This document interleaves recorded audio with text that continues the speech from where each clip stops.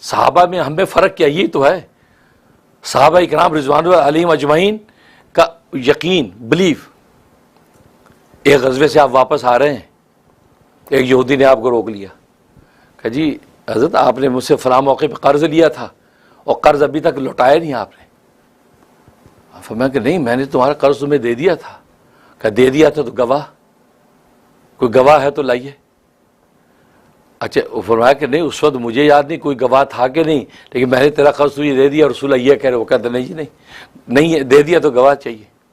بحث ہو رہی ہے. اب قافلے غزوے سے واپس آ رہے، ایک صحابی جو ہے وہ انہوں نے کان لگایا کہ یہ کیا بحث ہو رہی ہے. تو وہ کہنے لگا کہ گواہ لائیے جی، اگر آپ نے مجھے قرضہ میرے لوٹا دیا گواہ چاہیے. اس صحابی نے کان لگا کہ اچھا یہ وہ آ گیا، یہ کیا قصہ ہے؟ تو یہودی بولا قرض لیا تمہارے محمد نے اور قرض لوٹایا نہیں، اور کہہ رہے میں نے دے دیا. میں نے کہا گواہ دو. گواہ ہے نہیں. کہا کس نے کہا گواہ نہیں؟ میں گواہ ہوں نا، میں گواہ. اشہد اللہ الہ الا اللہ و اشہد ان محمد رسول اللہ. میں یہ ایمان لاتا ہوں اور میں گواہی دیتا ہوں کہ انہوں نے تمہارا قرض لوٹا دیا ہے. کلمہ پڑھ کے گواہی دے دی.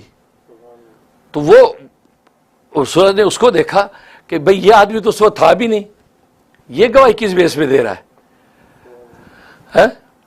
تو رسول صلی اللہ علیہ وسلم نے پوچھا بھائی میاں تم تو اس وقت نہیں تھے، تم گواہی کس بیس پہ دے رہے ہو؟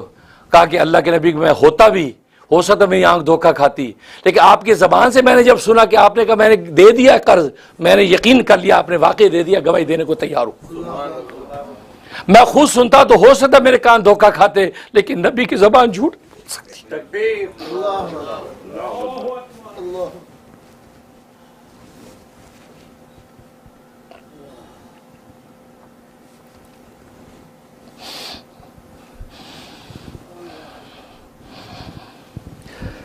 نبی کی زبان جھوٹ نہیں بول سکتی.